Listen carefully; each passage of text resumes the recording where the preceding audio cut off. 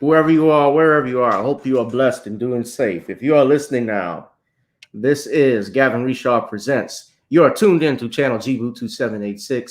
You're also tuned in to Gavin Richard to the Facebook page, as well as the Twitter page on Periscope, Gavin Rich 2786. I am your host, Gavin Richard. I hope you are blessed and doing safe. Tonight, we have a special guest coming on. Of course, he is no stranger to the show. Brother Albert Lanier Jr. has been a journalist for well over 25 years, and he is going to be talking about something that's, I guess, a special topic to him and something a lot of people don't discuss even on YouTube. When we're talking about biracial in America. So tune in. It's going to make for a good conversation. We'll also be talking about colorism and as well as the some other issues and things that are going on around the world. So sit back for this hour and relax as Brother Albert Lanier and I discuss random topics on Tuesday. It is Random Topics Tuesday. This is Gavin Richard with Gavin Richard Presents. Y'all tune in and listen to this tune as we start our show. Let us begin.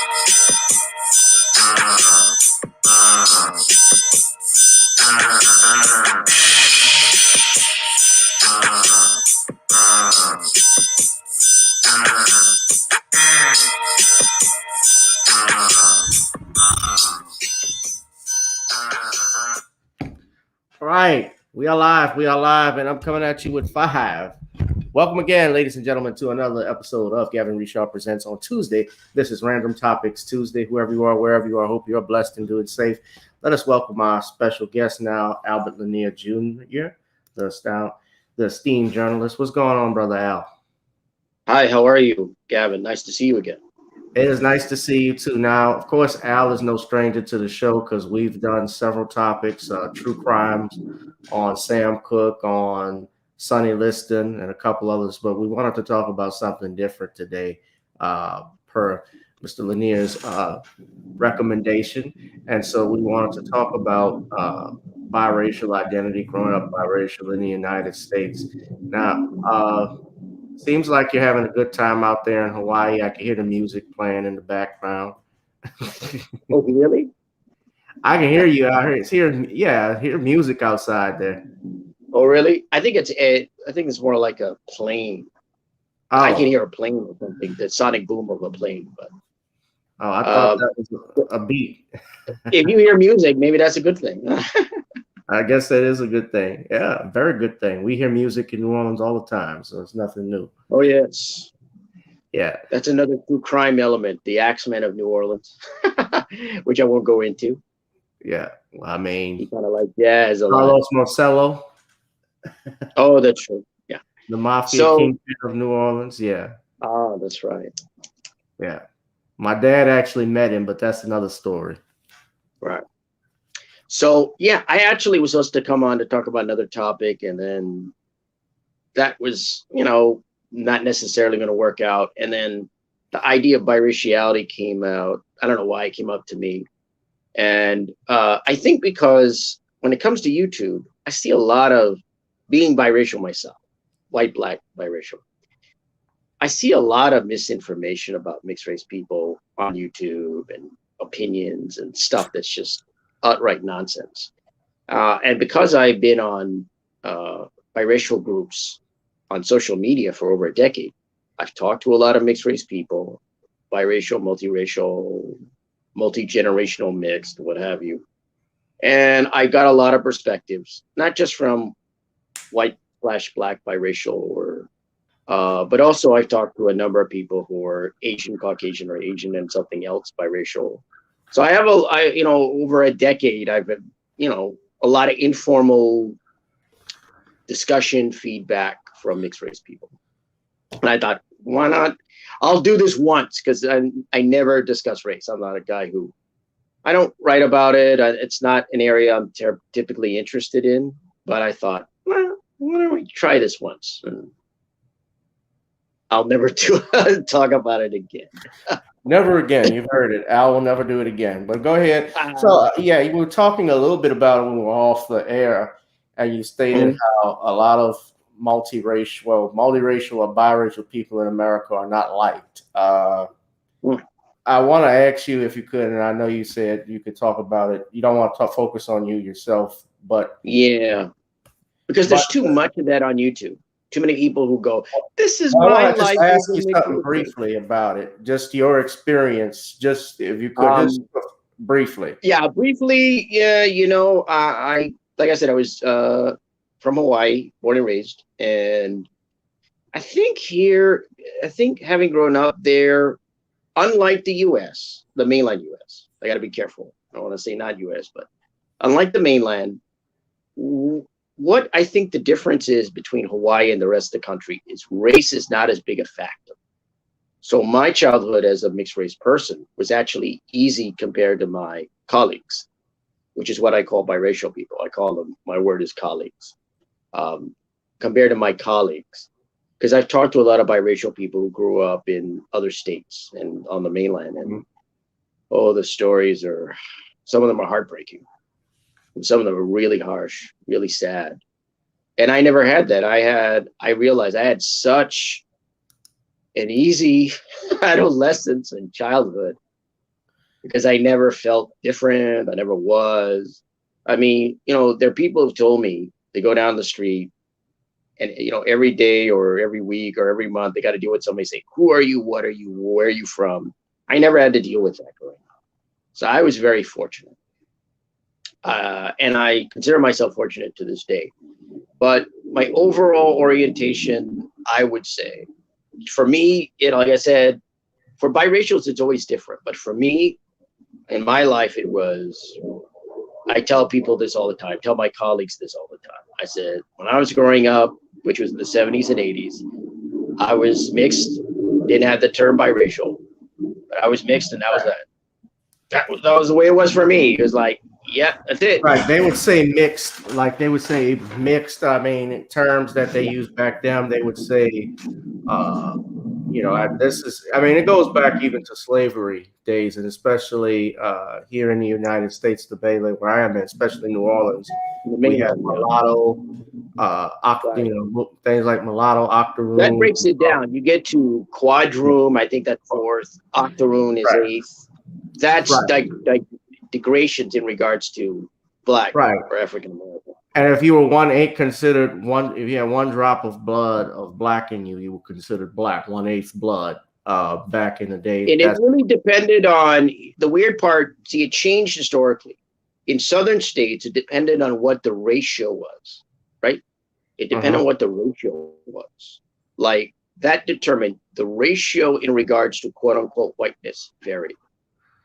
This was before the one drop rule came along in the 20th century, largely, I think, as a result of the Plessy v. Ferguson decision and separate but equal. Right.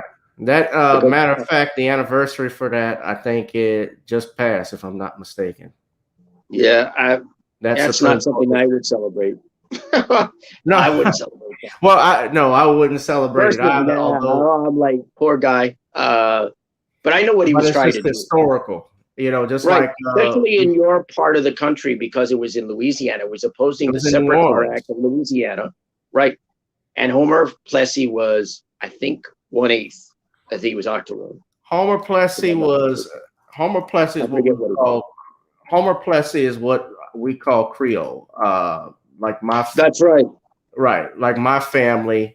Especially on my father's side, where Creole is still black, but Creole is like French speak is what they call a mix of African, Native American, French, and Spanish, and so forth. And they have other groups, white groups that married into it. My great on my father's side, and through his mother, she was a DeGroux. And the DeGrouxs were French men who came over here, and interestingly enough, they married free women of color, all of them. And right, free people. Yeah, free color of people, and so that's what it was known in New Orleans: persons of color. Free.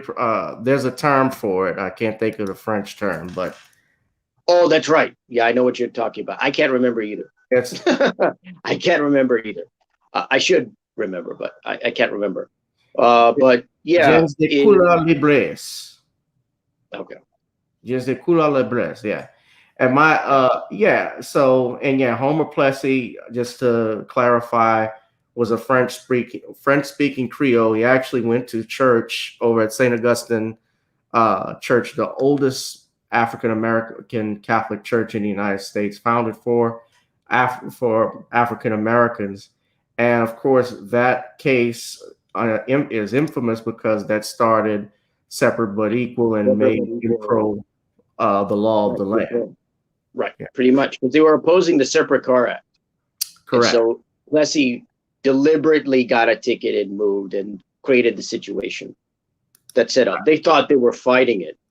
And that gets a little into the history of biracial people in this country, which is one of the things that I've been looking, at least the white/black biracial people, because you got to specify. What I'll largely be talking about today is white/black biracial, even though technically in the statistics I've seen, because there are different kinds of biracial people, so many different mixtures. So I have to specify. But what's interesting is that for at least the statistics I've seen is that the largest biracial group is not that. It's more like Latino and or Hispanic and Caucasian, and then it's the Asian and Caucasian, and then you get to that. But people think it's that, which is interesting. So let me see. The history, one of the things that, like I said, for me, just to finish up that, like I said, when I grew up, for me, it was you're mixed and that's that. So I didn't spend a lot of time thinking about, I didn't have time to think about that kind of stuff. I was too busy living my life, you know, going to school and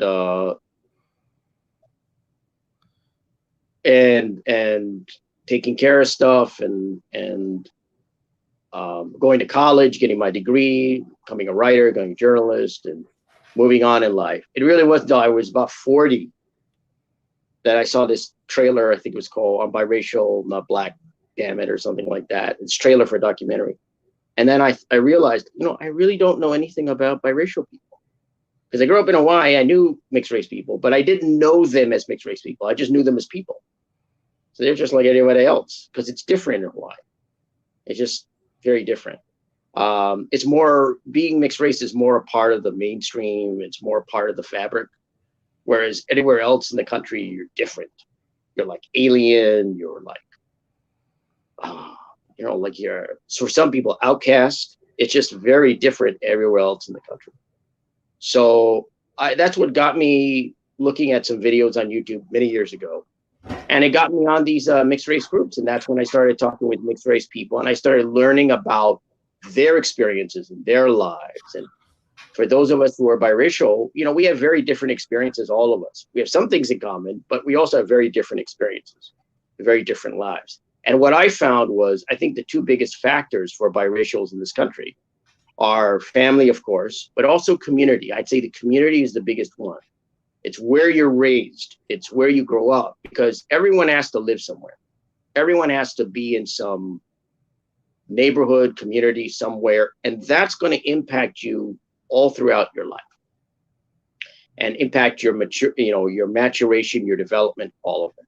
And so I would say, in the experience of talking with biracial people or other biracial people, my colleagues, as I call them, that's what I found. I think community is one of the most important things that shapes you and impacts you. How you're treated by other people and how you treat other people and how you treat yourself, ultimately, and your choice of identity. And also, things are very different in this country compared to when I grew up. The joke that I used to told people is, I was invisible until 2000, which is when the census put biracial categories are allowed you to mark that. So, so I'm like over 50 years old, and that's what you got to understand. So, I'm in a time when, so that's my little joke. I was invisible. And to be honest, when I look back, I will say this. I think one of the reasons why it's never been a big deal for me, it's been relatively easy in my life, has been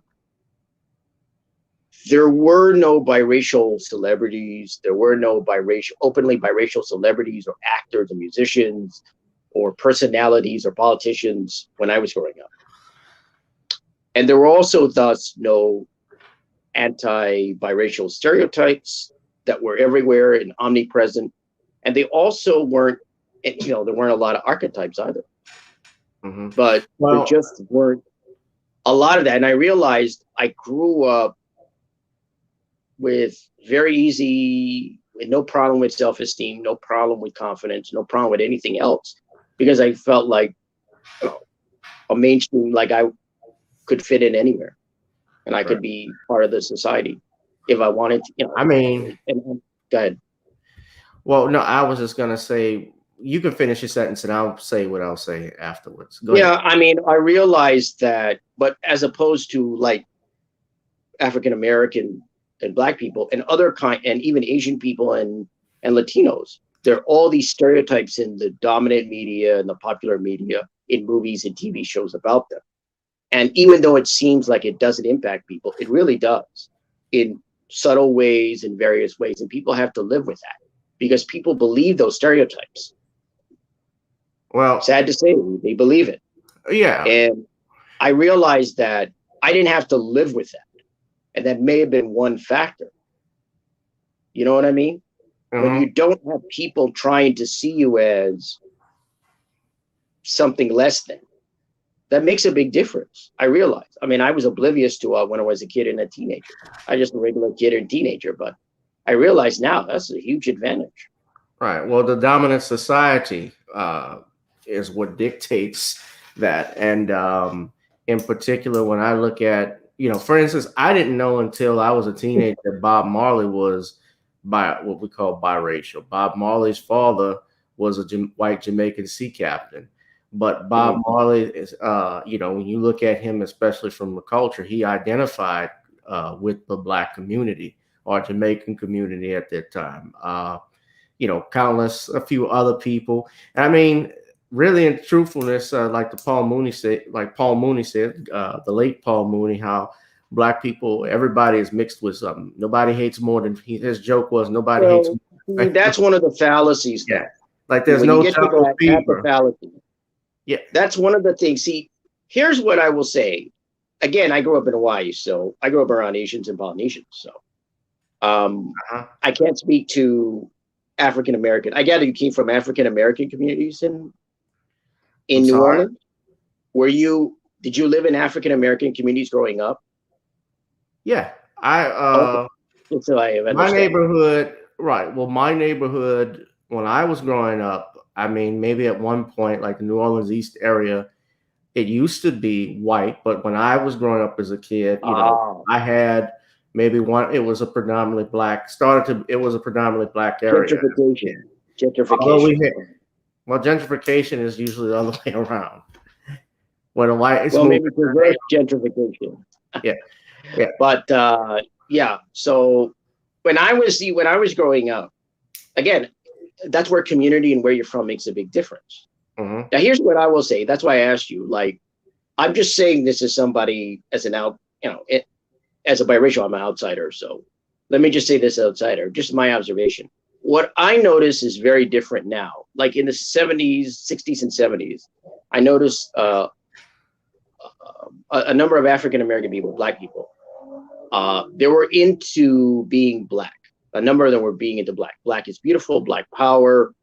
There was a sense that it's about discovering your African heritage for a number of people, getting close to seeing being Black people or being Black as a positive thing, a good thing unto itself, as a unilateral identity, as a unilateral basis of race.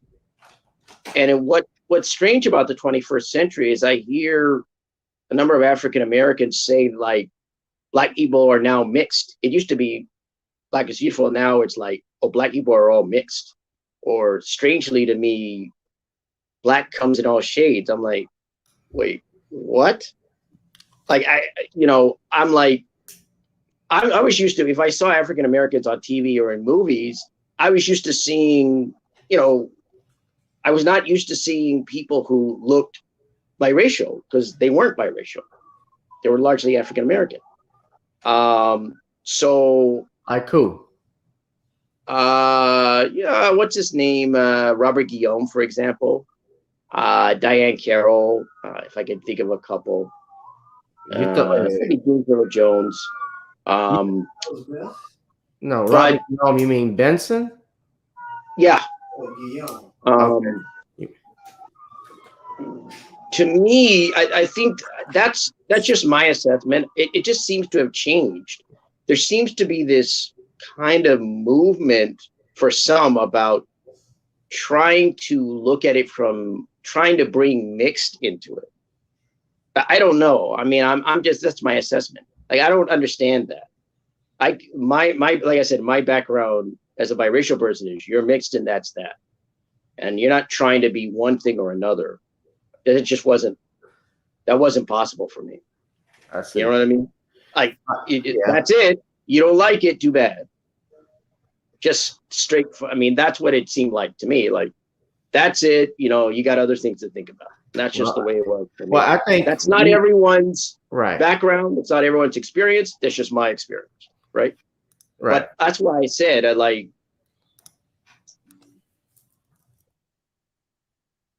ahead, finish. Oh, I didn't know that. No, finish your statement. Oh, Are you reading the comment? Yeah, Actually, I'm reading the comment. I get distracted sometimes. I went, really? Yeah. That's true. No, Smokey is I didn't know that. Smokey is a black man. I mean, you're still, even if you're biracial, I consider that's just the way in mainstream Well, black Americans. Well, wait, hear my point. They always considered or do consider somebody who, even if they have a white mother, black, because when we especially have negative encounters, and I'm going to say this with the police department, like you saw with Dante Wright and a few I others. think that's again that may be true to some extent. And now let me get into what I found talking to biracials, since that's the main reason why I'm here.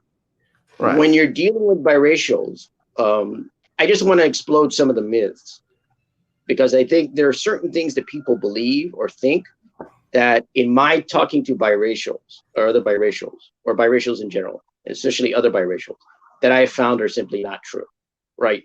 Like the notion that being mixed race is accepted within African American communities, or it's more accepted than in other communities. That's not necessarily the case. I've talked to my share of white/black biracials who were rejected by African Americans and actively disliked. That's a problem with the female end of the equation, because I've talked to a number of biracial females who had issues with African American women, or females, I should say. They were maybe bullied a bit in school, or pushed around a little, or put down, or whatever. There's a documentary called The Other Race, I believe, which is about biracial people. And if you look at that documentary, I just saw it today again. It's striking how many of the mixed race ladies say the biggest issue they had with people were black females. It's like almost, it wasn't nearly everyone, it was like 90%. And that's, again, I can't disagree with that, because in my discussions with some, I've heard stories from biracial females who told me they had issues with African American females. With the biracial males, it's very different. Mm-hmm. Here's the odd part within the African American communities. Here's what I've been told and what I've seen. What I see is that when it comes to biracial females, they're more likely to, when you talk about identifying as black, the biracial females are more likely to identify as black. Not all, but a number of them. There's more of a, that's why you see African Americans are complaining about biracial actors or actresses taking parts. Like Zoe Saldana had played, I'm trying to remember. Nina Simone. I got to interrupt on that one, but she did Nina Simone. They blackened. The issue wasn't so much. I don't think the issue was that it was the fact that was an issue. It wasn't so much the makeup and stuff. It was that she was playing the part, and they did not agree with it. And that you see that with other roles too. But the point that I want to make is there is a lane. What's odd is there is a lane. There are issues at times between biracial females and African Americans. Not always, but at times. But what's interesting is there's more of a ability for the biracial female to be integrated in African American communities. For the biracial male, it's more difficult, because from what I'm told by biracial males and others, but primarily biracial males, African American males don't really acknowledge often biracial men as black. They see them as different. They don't see them as African American. Now, again, this is not true for all African American men, but it's normally how it occurs, that it's different. Whereas the African American females may more than likely see biracial females as black for whatever reason, they get accepted to some extent. It's not as much the case with the biracial males. And there's a price to be paid for the white/black or other black/other biracial if they decide that they want to be something else, or decide they want to be biracial, or just acknowledge they're biracial. Look at Tiger Woods and what happened to him in the 90s when he said he was Kablan Asian. I mean, I don't agree with the title, but he got all kinds of flack. And all he was doing was just acknowledging what he was, which is that he was a mixed, Thai, African-American guy. There is a price to be paid to some biracial people, especially if you're high profile, especially if you're a celebrity, for not eschewing a sort of racial line. And even sometimes for those who aren't celebrities, but there's a price to be paid. So, and I think it's harder. I think it's a clearer line between African-American men and biracial men, from what I'm told. Well, Tiger, look, well, let me just comment though on the Nina Simone thing right quick with Zoe Saldana. Zoe actually herself years later, after she made that film, she said that there should have been a black woman cast in that role. She regretted playing it, and it was bizarre. Just like I thought with, and it's not because I didn't think of it of her necessarily being that she was Afro-Latina. I thought of it, there are black women out there, just like I thought you had black women, black American women who should play Harriet Tubman. I thought that Viola Davis or someone would be wonderful than Cynthia Arvizo, who's English. But those aren't the same situation. Well, I don't think I'm not saying it's not the same situation, but I'm just saying that there are black American actresses that they can play. Although I know how Hollywood thinks of it, they go for what's hot. With Tiger, and here's the thing with Tiger's biggest supporters I have found Tiger's biggest supporters has been even the black community, especially when he was going through, his racial attacks, when he got suspended, when he had his domestic violence issue, although he was the victim in that case, there were a lot of, black men and people were actually more supportive of him because I thought he frankly got railroaded in a way. They even treated him when he had his DUI situation. They did that embarrassing him. And I didn't think that was right that they did that to him. But then, like I say, when we're talking about the dominant society, especially here in America, they're ones that have said, well, this is, they especially after that arrest stated, you could call yourself what you want, but you're a black man in America. But again, I don't want to talk about the DUI. I mean, that's a whole other topic. But the point about Tiger was that he was criticized for stating what he was. And that's relevant to the discussion. And I think it was because he was high profile. And because when it comes to, I think, biracial males, if you're a celebrity or you're high profile, if you deviate from the norm and state you're biracial, you're mixed race, even stating the facts about that, you may pay a price for that. And in Tiger's case, he paid a price. He paid a price because he got criticized heavily. He got criticized heavily for just stating facts about him. So that's why I say, there are differences that I've seen. So you're saying paying a price with criticism, or because he didn't? Well, he was criticized. He was being criticized for it, but I mean, he didn't lose. He didn't lose any endorsement deals or jobs or anything like that. But that's a whole other matter. But you're just talking about him being criticized in the community. He was bashed. He was heavily criticized. He was heavily criticized. Heavily. Well, I mean, and they didn't, and it was not. That's why I say you exact a price. It may vary, but you exact a price. The price may be social, but you exact a price if you deviate from the norms, the so-called norms of society. Even for some people, acknowledging they're biracial comes with a price. Well, Vin Diesel, it's very hard for him. Vin Diesel has never acknowledged, although he is of mixed ancestry, he never acknowledged exactly what he is. I remember he was being asked this on this. They were promoting the Triple X film, and he was actually on 106 in Park, and someone had asked him about it, one of the fans, and he was being playful, but he deliberately ignored the question about it. And that's up to Vin. Yeah, well, people that's don't up want to to talk him. about it. I have to be honest. I'm one of those people. I don't talk about it. The only time Yeah. I talk about it is with my colleagues, meaning other biracial people. This But is I kind of breaking with tradition by coming on here to discuss it.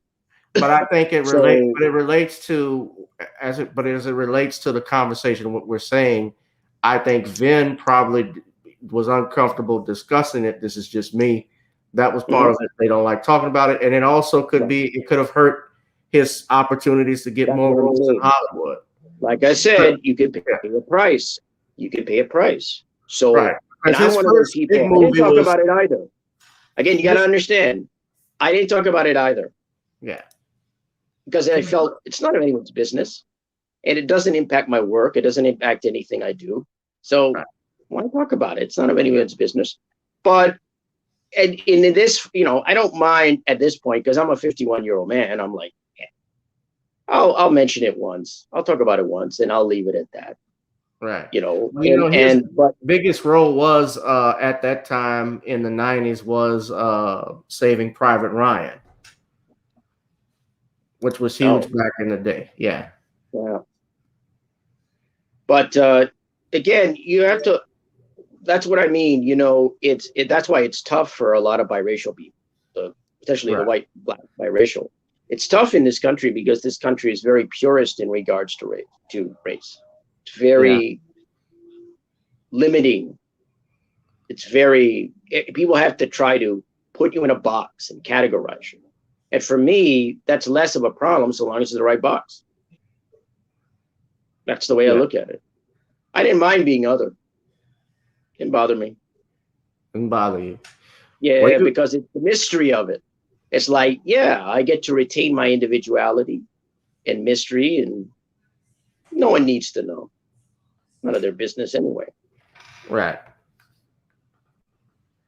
Did you I'm just curious, your parents, and I wanted to ask you this, did they ever talk about, though, especially any issues with racism that they may have experienced being there? Not really.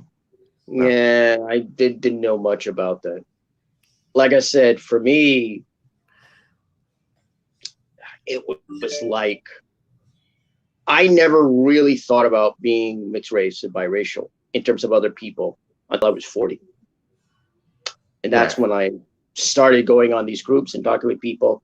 And I started learning about other kinds of biracial people and other kinds of mixed race people. And that's, and I think that's a valuable education. And I'm glad I got it. I mean, and that's why I can talk about it now, because I don't have to talk about it by stating, this is my view. I can say, this is what I've been told. And so, like I said, it's tough for a number of biracial people, not everybody, but for a number of them. Part of it is just all these misconceptions and all these stereotypes and nonsense, really. Or maybe not so much stereotypes, but all these beliefs that people have. It's the notions. I mean, they see mixed race people as just some alien from another planet or something different, and they don't know how to deal with it. I was watching a video, I think it was Pew Research Center, that said that a percentage of people, like over 20% of people that they, I guess, had surveyed or something, just didn't, or maybe a biracial people had said that people are confused in dealing with them. Like people just don't know. I was like, how do I approach this person, and how do I talk to them, and how do I deal with them?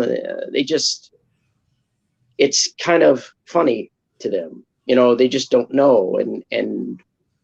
But a lot's changed, while a lot has changed, a lot hasn't changed. When I was growing up, people like me were invisible. Now we're visible, but I'm kind of old fashioned in that I kind of liked being invisible. It's common now. Well, it's not quite common, but it's a lot more visible. It's a lot more actual. People, there's a name for you. So you can have a identity that is biracial. Yeah. Right? You can. Right. But, you deal with common, people. I mean, I can see it. I meant by I'm seeing it more. And in some places it's accepted, some places not so much. Right. Well, but you got to deal with reality. You know, personally, there are people that I can deal with, even with biracial people. There are people I can deal with and people I can't. The people I can't deal with are the wannabes, as I call them. Like, those are the people that are like the Spike Lee film? No, not quite. The people that are militantly into being monoracial, which is, like one race. Like, they're just people that I've dealt with. They're like, they just think of themselves as African American, and normally I'd say that's your choice if you wish, but I just had just too much. I'm like, some of these people get into blaming and shaming other biracials for being biracial, and I'm like, well, you're biracial, you're mixed race, so you don't get to wag your finger at us and tell us something's wrong with us, or we're not in the know, or we're doing something that doesn't work, because you're one of us too, even if you don't want to be. And those people I just got to a point where I said, I'm not going to talk to these people. I'm not going to talk. You go and do you, and do that. And one of the things I warn my colleagues about is, don't get involved in monoracial communities. I know you may embrace your culture, that's a good thing, or cultures, that's a good thing, but you got to be careful in regards to heavy involvement in communities, because you will have people who will resent you for being involved. They will resent you for being you. Just look at what's happened with Colin Kaepernick in regards to this book that he was involved with. And you had African American women having a petition to get, I guess it was a picture of a black woman off the cover, which to me is, but again, it's because Colin's biracial. And, it's nice that he's involved. It's nice that he, has a political conscience, but you don't want to become activist in another community, even if it's one you share heritage with. You have to be very careful. You have to show respect, right? You have to show respect. And you have to understand, this is their community. You have ancestry, but it's their community. It's their infrastructure and their life. You have experiences that they will never have, and they have experiences you will never have. And so that's why I have always, that's one of the few pieces of advice I give other biracial people. You got to be very careful. Be very careful. So you and think I will say that to Colin, and he means well. Wait, I got to ask you this, Al. So with Colin Kaepernick, you think that he should be careful because he's biracial? And activist? You think it? And you think that applies to everyone? Go ahead, sir. You think that applies to anyone that's maybe black and white? Yeah, I say it too. I just say, don't get heavily involved. You have to show respect because it's authority situation. You have to understand, it's their African American communities. They have to be the leaders. They have to be the activists. They have to be the educators. They have to be the ones. It's fine that you want to be if you want to be a good ally and support in your own way, that's good. It's respectable. But there has to be a line. And I think Colin's got a nice conscience. He means well. But now, again, he's paid a price too. That's what I'm saying. I would have told him, hey, Colin, don't get that involved. Don't get that involved. Like, I know you want to support, but you have to understand, you have to respect the community and the ethnicity and the status. And that's why I, as a biracial person, I'm about my people, meaning mixed race people. So to use the left-wing term solidarity, my solidarity is with the colored in South Africa, who are mixed race. My solidarity is with the mixed race people in Haiti, with Pardo in Brazil, meaning brown people in Brazil. That's no knock against anyone else, but I support my own, right? There's nothing wrong with that. But, my solidarity is with people like me, because we have to think of ourselves as a community. See, back years ago, even in your city of New Orleans, you had biracial communities, mixed race communities, neighborhoods, institutions. Same with Charleston, South Carolina. Daniel Brooke, in his book, the accident of color, deals with this to a certain extent. Biracial people created their own institutions, their own communities. And they also fought for civil rights later on, not just for themselves, but for African Americans as well, because they thought it would be pragmatic.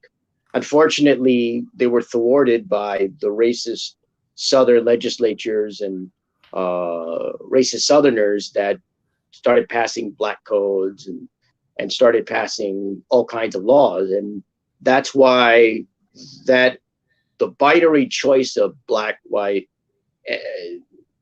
it's interesting, the history. We as biracial people, those of us, at least white/black biracial people, and we created institutions. We had our own societies. We were educated people, some of us. Some of us had to go to other countries to get an education because some of the universities here wouldn't have us. Some did. But you got to understand that, we have a history in this country. And that's one of the things that I've been doing is trying to look for that history and trying to find out as much as I can, but, like I said, it's no disrespect, but in the case of Colin and those others, like I said, I'm concerned about my people and people like me. And that's why that's why my view has always been, I'm like Switzerland. I try to be neutral. I try to respect. You got to be careful about approaching some topics and some issues. I don't pretend to be knowledgeable about what goes on in certain communities. Sure. Because I don't think that's what I should be doing. I'm a biracial person. I should be concerned about, I should be concerned about everybody, but I should also be concerned about biracial people. And you have to understand it's their community, their organizations, their institutions, and they need to be the ones to lead it, to make the decisions. That, to me, I think that's proper. And hey, Colin, it's great that you have a conscience, great that you're involved in some way, but you can't overstep the line, right? You can't overstep it.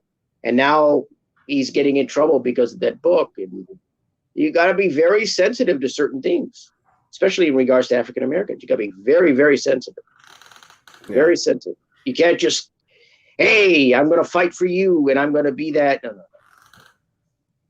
It's what I call biracial savior syndrome.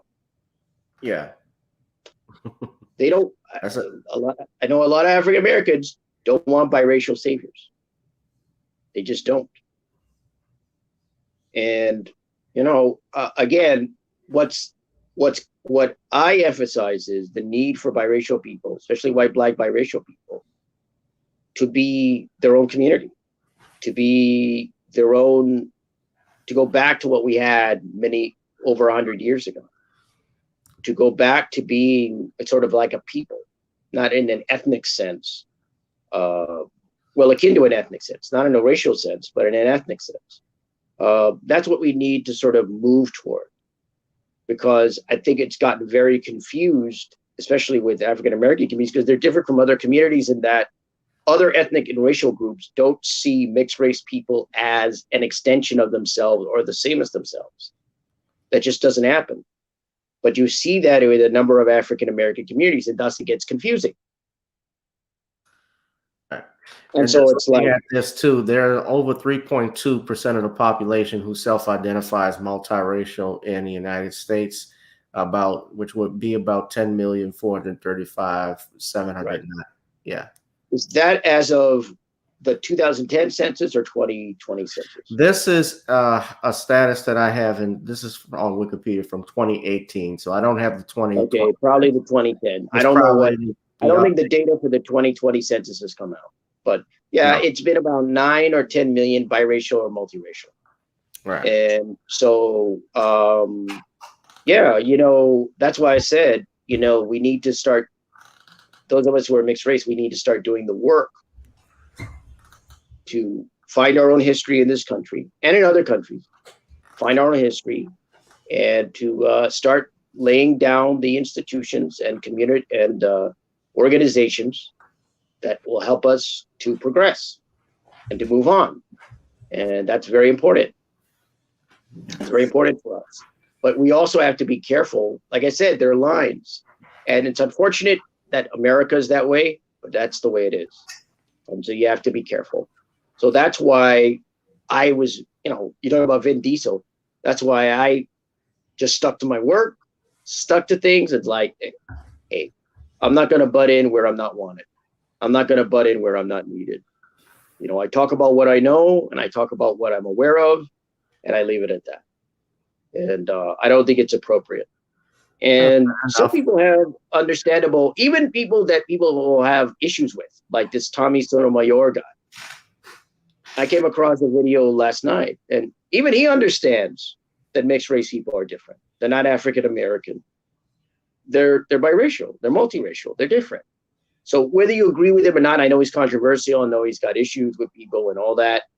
He's at least right about that, and he deserves to be given credit for that. And certain other people who do that. So I give him credit for that. I don't want to get into his issues with women, and that's. You can give him credit because we don't have cash these days, but. Well, I mean, like I said, right? Pun. But I just give him credit for that. I know he's controversial. I'm not endorsing everything he says or does. Right. That's not my deal. But I give him credit for that. I think he's logical about that, and so I give him. I say that I give him credit for that. Other people kind of hypocritical, right? I know you didn't want me to mention this guy, so I'll just mention briefly. Umar Johnson. Here's a guy who. It wasn't that. Let me clarify something. It wasn't that I didn't want you to mention him or anything like that with his issues, but I didn't want to make it the entire show. Right. I understand. I think that's a wise move. But here's a guy who says he's against interracial marriage and relationships and all that, yet he sees biracial people as African. Well, I hate to break it to Mr. Johnson, but Africans do not see biracial people as the same as them, because from what I understand in African nations, your ethnicity, you have ethnic groups, and that's where your culture comes from. When I've met Africans, I ask them what their people are. Where's their ethnic group? Who are your people? Igbo, Yoruba, Zulu, what have you. That's where the culture comes from. That's who you are. And, you know, whereas if you're but mixed race in African nations, you may be Ghanaian or Kenyan or what have you, but you are also not the same as them. They don't view you the same. You're not, you know, you're Oboni, you're Misugunu. You're different. They understand. Other people understand. Like I said, internationally, if you look across the globe, in South Africa, you have the colored population. Right. It's an offensive term in the States, but that's what they're called. In Haiti, you had the mixed race population, and it's very different there. The colored in South Africa are more downtrodden and oppressed. Right. And I think when in Haiti, the mixed race are more the elite. Right. And you have, in Brazil, you have a mixed race population. In other countries, they are mixed race, brown, whatever. It's just the way it is. And America's backwards. With Africa, and I think a lot of people think of Africa as one big nation. Which is not. Yeah, they don't understand countries. I mean, even the country of Liberia, where they actually have a population of Black Americans that lived over there because back in the day they tried to use Liberia, to send blacks back after the Civil War and so forth. Yeah. I consider Liberia basically an American colonial experiment. I'll probably get a controversy but that's interesting. Yeah, I mean, you know, I'll probably get in trouble for saying that, but that's the way it is. And so I would never say to a African that I'm them. I'm like them. I mean, it would be ridiculous. They look at me like I was crazy. You know? So, I mean, people across the globe understand what mixed race is, what being biracial is, multiracial. Doesn't mean you like you. Doesn't mean they won't discriminate against you. But you are separate, different, have a population. Nothing wrong with that. America, messed up. And people have to deal with the consequences every day, and it's sad. It's sad. I haven't told a lot of stories, and I haven't said a lot, primarily because I don't want to give confidences away, and I don't want to say certain things. But so I don't want to, tell people's stories so much. I could, but I don't want to. But it's not easy in this country. It just isn't. For me, I grew up in a place where I didn't have to worry about that sort of things. So I was fortunate. I was really fortunate. I could just focus on college and career and being a writer and everything. And I consider myself fortunate. Whereas a lot of people, I look at some of my colleagues and what they've gone through, and I go, I don't know how I would handle it. I don't know how I would deal with it. I just give them a lot of credit. Give them a lot of credit. But yeah, I think, go ahead. Sorry. Well, I was going to get into, since we mentioned Liberia, I want to talk about this next subject for a reason. But if you had something you wanted to say or finish your thought, you could go ahead before I pretty much have finished it. Go ahead. Okay. Well, I brought you on also to talk as a journalist because we mentioned Liberia. And one of my favorite Michael Jackson songs was from the Bad album called Liberian Girl, which I have to say, having you on, especially in the wake of this, and for all of you who know already, I've talked about this on Sunday, but Martin Bashir, Karma Comes to Collect, he actually was fired, or they say he stepped down, but I'm going to say he resigned, I think, from the BBC. He was forced to resign. Pretty much, or which means fired, because it's come out that he obviously used some fake documents or some to blackmail Princess Di's brother to get an interview with her, and apparently he used with some dirty tactics that he used. And I wanted to go ahead. Sorry. The interview, of course, was in 1995, and at that time it was explosive because nobody, I think, was able to get a princess or someone of the royal family to actually talk about some of the misgivings going on there, and especially her relationship with Prince Charles. And this is it was called the scoop of the century at that time, and it called for the BBC. And so you read, and so you read what happened, the panorama, right? And this report was published by John Dyson, who was a former judge, and found that the journalist used forgery, faking documents that persuaded Diana's brother Charles Spencer to introduce him to his sister, and he allegedly lied to Diana to fuel her paranoia about the royal family and the British establishment, and so get her to dish the dirt. I wanted to know, and the reason why I brought up Michael, of course, it was Martin Bashir's documentary, Living with Michael Jackson, that aired in 2003, I believe, that was responsible in part for the 2003 charges that were brought against Michael, or 2004 charges that were brought against Michael Jackson, subsequently leading to his trial in 2005. Michael was acquitted. And I want to play a video in a second, but I do want to talk to you, especially as a journalist, because we're talking about journalistic integrity and evidence. You, as a man who have been a journalist for most of your adult life, this is a career you started in. Tell us a little bit about journalistic integrity and ethics that you're supposed to have. Well, don't have much time here, but just if you could condense. In terms of ethics, what Bashir did here, just to make a comparison, what he did here is what I mean, I haven't seen a lot. I haven't seen this myself, but what he did was basically forge documents, had documents created in order to induce Earl Spencer, which was Diana's brother, and then Princess Diana herself, to eventually grant an interview. I mean, what's interesting about this case is that the interview itself is fine, from what I understand. The interview in and itself is not suspect. Right. It's the means of obtaining it. Right. It's the most underhanded, sneaky, and deceptive way to gain an interview I have ever seen in 22 years of having been a journalist. This is like psychological manipulation of the nth degree. It's psychological manipulation. There's just absolutely no doubt about it. Bashir knew that if he convinced Princess Diana and her brother that they were under surveillance, that there was a war going on between Buckingham Palace and them, because there was probably some bad blood already between them. Right. He knew how to manipulate that situation.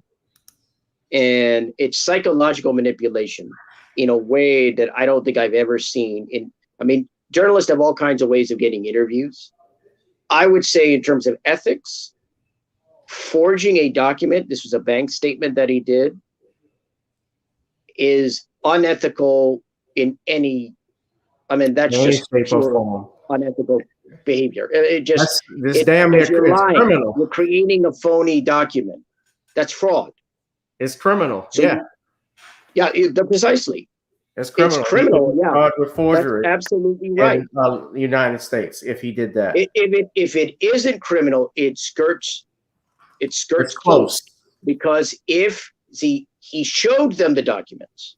Right. See, he didn't use them for another purpose, like to get money or to get something out of it. That's a different story. But they skirted it. That's extortion, if he did that. Yeah. It was close. See, what he's doing is he's creating this. Like I said, this is like really, really, I don't want to say sophisticated, but it's very manipulative. It's very, very manipulative. He knew that there was a vulnerable situation there, and he knew how to exploit it. It's exploitation to get an interview. And journalists do all kinds of things, but creating a phony document and trying to worm your way to an interview, even I've never seen that.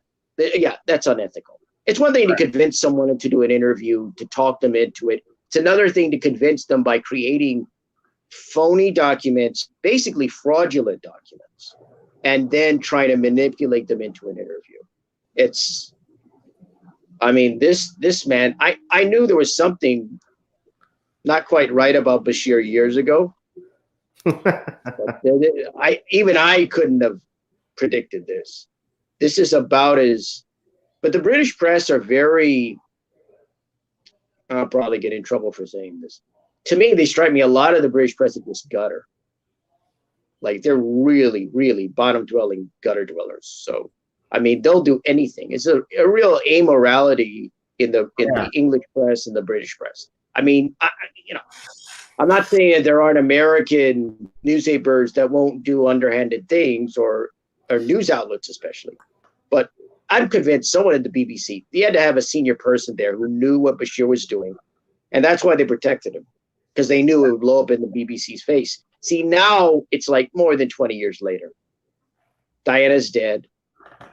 And the Daily Mail had done an article about this. Mm-hmm. They were going to put out an article. See, when you look at things like this, you have to know that the word from this, you knew that this didn't just stay hidden, that some people knew. And they were prepared to do it, and they ended up not doing it. They're not putting out a story. And that happens often with things. But this is among the most unethical things I've ever seen in journalism. I've never seen anybody forge documents in order to get an interview. And it's very competitive. The top tier of journalism is very competitive. Everybody wants scoops. Everyone wants exclusives, especially in the British press. Oh, it's savage. It's nasty. It's Darwinian, to use an English to make an English reference. Darwinian. But this takes the cake for me. This is manipulation and exploitation, purely. So yeah, you wanted to play a video. Go ahead. Yeah, I'm gonna play this video now. Bashir, I stated he did that Living with Michael Jackson documentary, and it was that documentary that was what we call a catalyst for the charges against Michael. And you mentioned the British press too. They were very ruthless with Michael Jackson back in the day. Especially and Princess Di. But I want to play this video. This is from, I played this on Sunday, but for those that hadn't heard it, This is Tom Mesereau and on King Jordan Radio. Tom, of course, has been a guest on this show and talked about his experiences with Michael and the trial, but he has a very interesting note about Martin Bashir, especially a phone call he received on the day Michael passed away. So I'm going to play that for you all right now.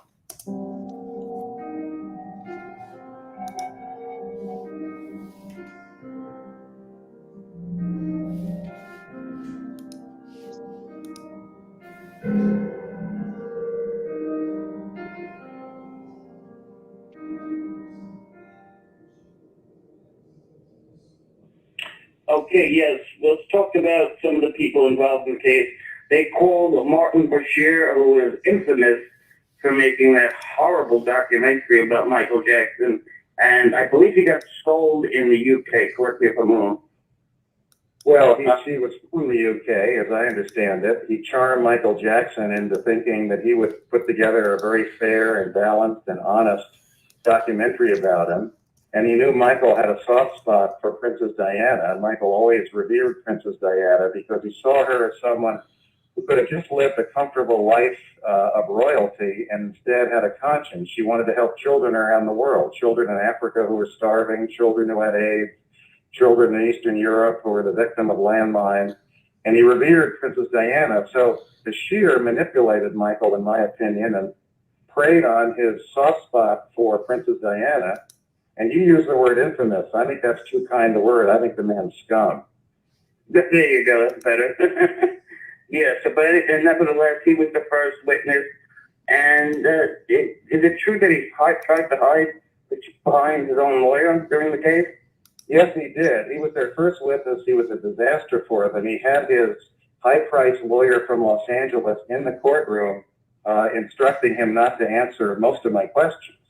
And he was hiding behind what is called a journalistic privilege, meaning that, a journalist's sources don't have to be revealed. They're privileged. And there's some other nuances to that rule of law that allowed him, he thought, just to repeatedly hide. So I don't think he realized that it was turning off the jury when he kept refusing to answer questions. But by the way, a lot of people don't know this. When Michael passed away, I was in the middle of a jury trial in Los Angeles with Susan Yu. I called into my office, and one of the first messages I had was from Bashir, telling me that he never meant any harm, that he always admired me, and if I wanted to talk to him, he left his number. And of course, I never returned the call. Really? So you got a message? That's how you really ultimately found out? No, I was walking out of the courthouse and actually Randy Jackson's girlfriend was there and told me, and then some sheriffs at the entrance to the courthouse also told me. I was hoping it was just another rumor because Michael was always plagued by these crazy rumors, and I was hoping this was another one, and unfortunately I realized it was not. But I called up my office, and of course my message machine was full. But one of the first ones was Bashir, hoping I would talk to him and saying he never meant any harm. I'm a great guy. He's sorry for, Michael's passing. And to me, it was just another manipulative ruse to try and get, me to talk to him. And I assure you, I've never called him and never will. Yes, and I know a lot of Michael Jackson fans appreciate that. Right. So he tried to hide behind journalistic privilege at the trial. I bet. Yeah, because, like I said, when he did that documentary, which I happened to see, and which was controversial at the time, there was something about him that didn't, I don't know, struck me the wrong way. Something about him. He was manipulative. I knew that, but it just my instinct, my spider sense, I call it, was going off about him. And so when this came out, I said no. But again, this is a whole other area I can't go into because we got to end the show. But I would say, even though I haven't been on British media yet, like I've never done media across the pond. Like I've never been on shows. Never been to England? Never been to England, but I've never done shows. Like I've been interviewed on all kinds of podcasts and talk shows, but it's been in the States. I've never done media outside of the States. Okay. But I'm wondering about a lot of what's going on at the BBC, because that is the so-called standard in British television and British TV news. For years, and of course it was radio before. But you look at not only what happened with Martin Bashir here, but you also look at what happened when you had Jimmy Savile. I won't go into detail about that. I won't talk about that. And what happened when Panorama, which is the flagship BBC investigative program, which also looked into this, it was house cleaning. That Panorama is a BBC program. Bashir was a reporter for Panorama when he did the interview with Diana. So They were doing house cleaning when I saw the report. And they tried to do house cleaning when they were investigating, I think, BBC Newsnight or whatever. And that didn't work out in the Jimmy Savile case. But yeah, in my view, the last thing I'll say about this is you don't just look at Bashir, you have to look at who else in the BBC was involved with this, because they protected him. Mm-hmm. BBC protected Bashir because they knew this would blow up in their face. They wanted this interview and they got it. They got the exclusive, and that means something. Like I said, you're talking about uber and ultra competitive industry. You get those exclusives, you get those extras. That's lifeblood. It means something to be able to get those stories. Big stories, juicy stories. They mean a lot. And your ability as a reporter and a journalist to crack them is what helps make a lot of reporters, makes their day. Bashir enjoyed a pretty good career. Yeah. Pretty good career. And it's easy for him now because he's had a career over 20 years. So it's easy for him. I mean, his career is probably now, his legacy's probably in tatters, but he had his nice career. Because this was hushed up and kept hushed up for a long time. I was a young journalist when this happened. It's 1995. I was 25 years old when this occurred, when that interview occurred, and what was happening. So, yeah. But that's just a whole other episode. That's a whole other episode. Well, I'll just say this here. I think Bashir, I'm glad karma comes to collect, and I think so, dude. Yeah, I think that, and then when you hide behind your own journalistic privilege at the trial, you're the what we call case in chief witness for the prosecution. You're the reason why the charges started.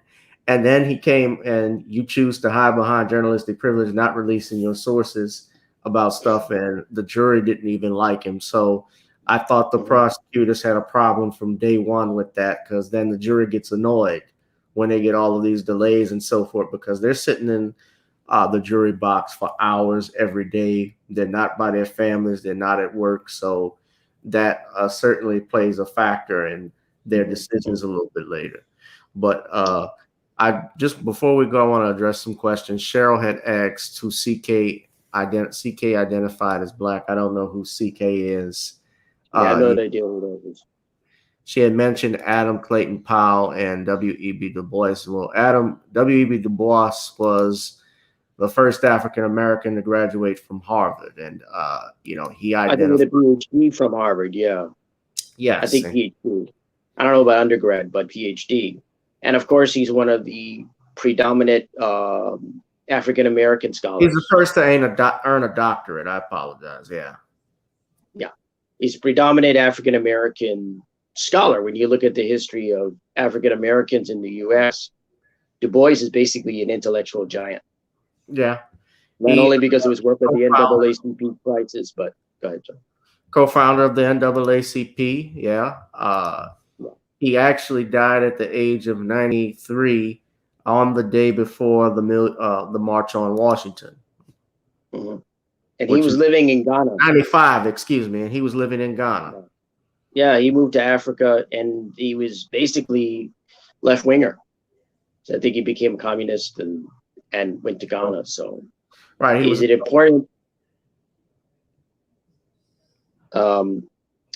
He wasn't really appreciated near the end of his years in the U.S. I saw a film of him when he was speaking in China, and he was kind of lauded as a major scholar there. Right. Which tells you something about attitudes in this country. He had beef with Marcus Garvey. Over. Well, that's not a surprise. Yeah. As for Marcus Garvey is, well, if I say it, it'll controversy. So let's just say I'm not surprised. Yeah. Garvey is one of our true heroes, and I respect W.E.B. Du Bois as well, especially in later years. He actually became more what we call militant in his later years, because he was talking about why he wouldn't vote, in the 1956 election and so forth, and how he was done with both parties, which was something I don't think nobody had ever heard of at that time, and especially and if he said that guy became more militantly left wing, which isn't talked about. That's why his legacy is probably difficult with African Americans, I would imagine, because there's a lot of conservatism. I mean, not political conservatism, but social conservatism, and from what I understand, in African American communities. And Du Bois was near the end of his life, he was a outright leftist. His granddaughter is actually, I think it's either his granddaughter or great granddaughter is actually a professor over at Xavier University of New Orleans. Yeah. Oh, I didn't know that. Yeah. His granddaughter, I believe, teaches at Xavier, if I'm not mistaken. So, interesting. Learn something every day. Yeah, and as far as you asked about Adam Clayton Powell. Adam Clayton Powell, the famous congressman from Harlem. Yeah, New York. Harlem, New York. Yeah, I think he probably mixed race. I don't know if he's biracial. Probably mixed race, maybe multi-generational mixed. Everyone, but Adam Clayton Powell, he was multi-generational, but I mean, he identified as a black man. He saw himself as an African American. Right. That's very clear. He was a fighter. And he represented, I think it was mostly African American constituency. Right. So he served as a representative from Harlem from 1945 until 1971. Mm-hmm. Yeah. So well, I appreciate you, Brother Al, coming on, sharing your truth and information.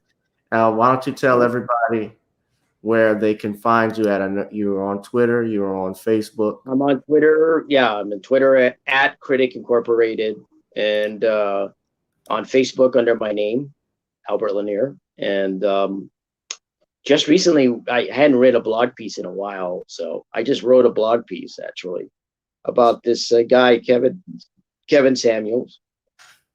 So that's kind of new. That's the newest thing that I have out, and that can be found at my blog if people want to read it. What is it? www.medium.com/@thedoctor50. Or medium.com/@thedoctor50. At the Doctor 50. At the Doctor 50. Yeah. I'm sure that will divide a lot of people. All right. Because he's one of the hottest things since sliced bread on YouTube. Yeah. You might do one on Kwame. Well, Kwame Brown has taken that role right now. He's now the most talked about guy. Yeah. Kwame. The only thing I'll say about him is this: people should not have called him a bust, quote unquote. Should have just kept your mouth shut, guys. Shouldn't have put him down. You shouldn't have called him a bust. Now you look foolish. That's all I have to say about it. It was a bad idea to piss this guy off.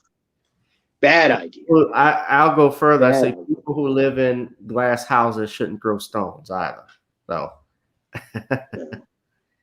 so in some I would agree. circumstances. But Right. Al, I appreciate you coming back on. We got to do another episode and talk some true Yeah. crimes one day. Yeah. You know, you mentioned Dorothy Kilgallen to me. So Yes, why don't I we do one about her? Yeah, I would. 'Cause that's one I've been interested in a long time. Most definitely. And Dorothy. had suspicions about for a long time. So yeah, I'll talk about her. But yeah, thanks for having me on. It was interesting to talk about something else. I always interesting episode, and it got a lot more interesting with the Bashir stuff. It was near the end, but that could have been an episode unto itself. Right. Well, yeah, I knew it was hot. Well, it was hot news, so that's why I wanted to go ahead and talk. That's right. Yeah. I may write about that. I don't know. We'll see. Well, I may write about that. So we'll see. But thank you for having me on. Thank you for having me on the show. Thanks to everyone in the chat. And thanks. We had a great show.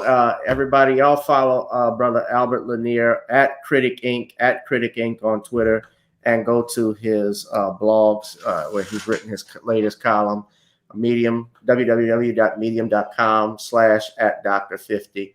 You guys at the Dr. 50. At the Dr. 50. I'm sorry. Yeah. So at the Dr. 50. Okay. At the Dr. 50. That's a THE, right? THE, correct. Yeah, at the Dr. 50. So you guys check that out. And I will see you all on the next one. I'll see you all on Thursday. Guys, also, I can't stress this enough. Please donate to the Cash App, Gavin Richard Esquire, or Google Pay and PayPal. The email at the tickers at the bottom to keep the show going. We could use all of your help. You know, the channel is not monetized. YouTube kind of has us not in their algorithm. So the best thing to do is like, share, and subscribe. If you're new to the channel, like, share, and subscribe. So be safe and be blessed, everyone. Al, thank you. Enjoy Hawaii some more.